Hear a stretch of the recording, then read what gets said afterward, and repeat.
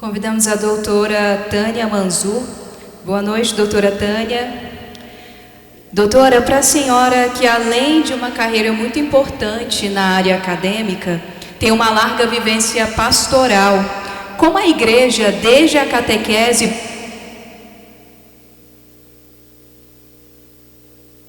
Vou repetir a pergunta. Doutora Tânia, para a senhora que tem uma carreira muito importante dentro da área acadêmica, tem uma larga vivência na área pastoral, como a igreja, desde a catequese, ela pode prevenir situações de violência doméstica?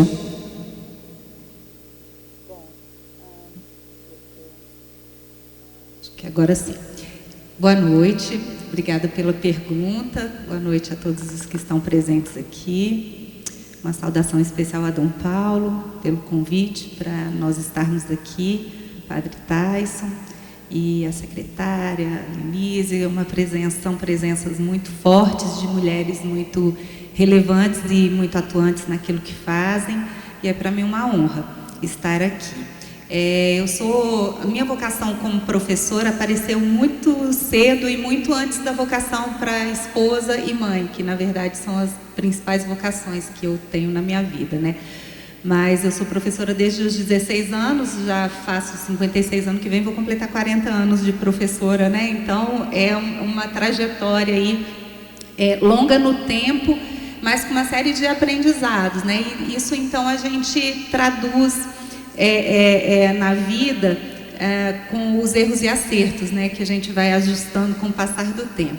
E essa dimensão da educação, como ela está muito presente na minha vida, quando eu acabei despertando, graças a Deus, para o matrimônio e depois para a maternidade, isso também é muito intrinsecamente ligado, porque nós temos na família o primeiro locus, né, de aprendizagem de tudo na vida e também das coisas da fé, né, a família como primeira igreja.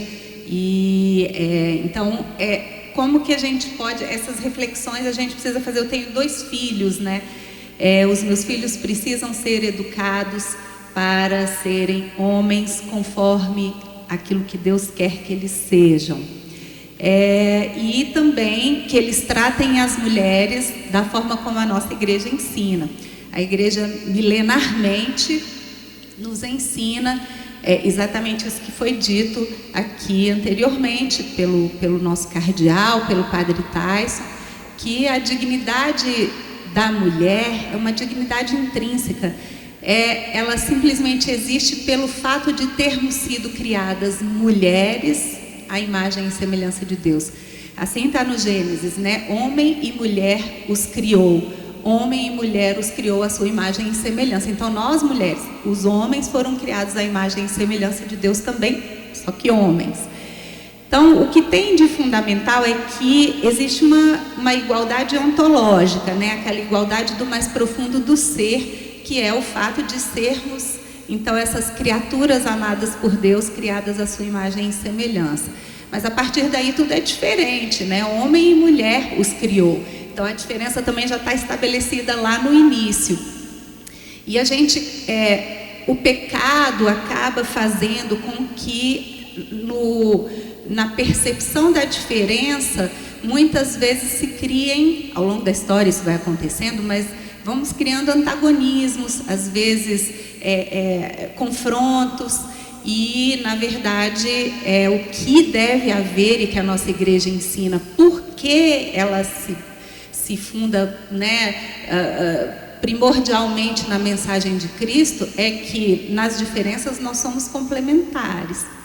E essa complementaridade entre homem e mulher, ela é uma complementaridade que não se dá apenas na relação matrimonial, né? Eu muitas vezes dou palestra por aí sobre feminilidade, mas a feminilidade, que é o ingênuo feminino, né, que é a essência da mulher, ela complementa a masculinidade. Foi assim que Deus nos criou, auxiliares, nós somos da mesma carne, do mesmo sangue, dos ossos, né, do homem e tal. A gente foi criada, eu brinco muito que a gente foi criada de um material, eu aprendi isso com a Alice von Hildebrand, a gente foi criada de um material bem interessante, os homens criados do pó e a gente criada da costela, é um material melhor, né? Então, mas isso não nos torna melhores.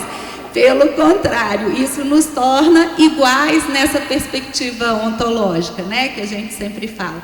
Então, como muitas vezes a gente vai vendo aí ao longo da história momentos em que a humanidade se perde mais drasticamente. E no momento em que a gente perde a referência em Deus, né, quando a gente entra com uma antropologia muito centrada no ser humano, e vamos lá atrás ali, quando a gente fala de um iluminismo que fundamenta a existência da humanidade na razão, e não se liga para o fato de que eles dizem, eu penso, logo existo, mas na verdade, para eu pensar eu precisei existir antes, e para eu existir preciso haver a causa das causas, que é Deus.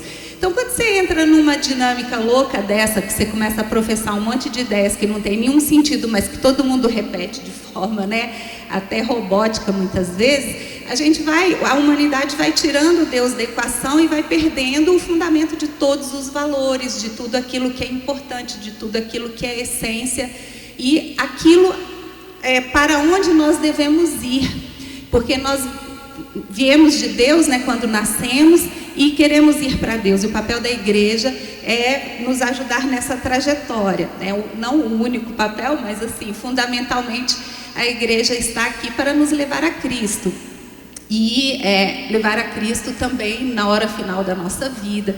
Então, eu estou dizendo tudo isso, porque tudo isso a gente pode conversar em casa, já falando para os nossos filhos, netos, nossos afilhados, seja quem for, nosso marido, esposa. Então, esse primeiro locus de conscientização de que não é nem a gente atribuir dignidade nova às mulheres, é a gente simplesmente reconhecer essa dignidade intrínseca. E quando a gente reconhece essa dignidade, a gente entende que está cada um no seu quadrado, tem cada um o seu papel. O papel social da mulher é relevantíssimo, o papel social do homem também é relevantíssimo, e nós não vivemos em oposição, em antagonismo uns contra os outros, pelo contrário, é na complementaridade, na missão conjunta de nos unirmos, e eu dizia, não só na dimensão matrimonial, mas quantas amizades frutíferas que geraram, na verdade, vida nova, existem entre homens e mulheres, para falar algumas, São Francisco de Santa Clara, mais modernamente São João Paulo II e Teresa de Calcutá. Você imagina Santa Teresa de Ávila com São João da Cruz, quanta vida se gerou a partir dessa complementaridade que homem e mulher têm em vários aspectos da vida. E aí, claro, na vida matrimonial, muito fortemente, porque à luz daquilo em que nós acreditamos e que o próprio Cristo fala, uma vez que Deus une, nós nos tornamos uma só carne. Então essa união é muito profunda.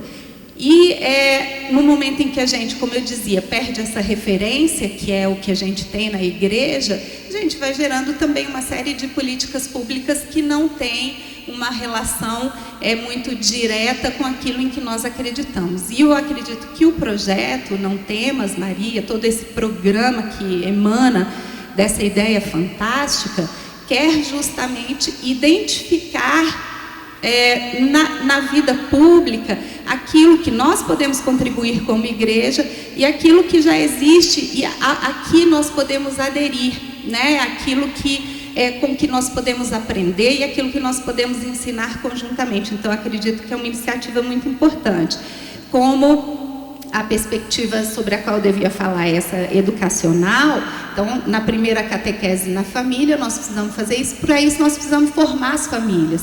A gente tem que trabalhar desde os encontros de preparação para o matrimônio.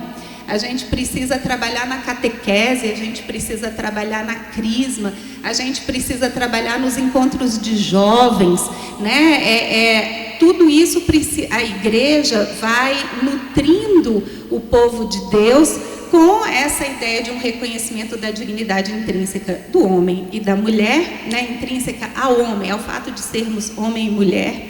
Também sobre até onde a igreja pode ir, até instruir sobre quais são as formas de violência. Muitas vezes chegam pessoas quebradas na alma dentro da igreja. O que nós podemos fazer? Isso todo nós temos que aprender juntos, até onde nós podemos ir. E aí, claro, então, para além da catequese, existe também uma dimensão na qual a igreja atua, que é na escola, né? A gente tem acordo com a Santa Sé, a nossa fé, nós não vivemos uma fé, desculpem o termo, mas ele explica muito, né? Uma fé esquizofrênica, assim, na medida em que você só é católico dentro de casa. Não, nós somos católicos em todas as dimensões da nossa vida, isso faz parte da nossa identidade. Nós temos a identidade católica, então essa identidade precisa ser também levada para a vida fora da nossa vida privada, né? Então nós não vamos fazer proselitismo, mas nós temos uma visão de mundo que precisa ser respeitada, porque nós também somos cidadãos. Então, nessa medida, eu acredito que dentro da escola, monitorando as coisas que os nossos filhos né, as crianças que nós conhecemos, jovens, né, e adolescentes, recebem na escola, acompanhando, monitorando, trabalhando junto com a escola, para que tudo isso seja alimentado por essa antropologia católica, que é isso em que nós acreditamos.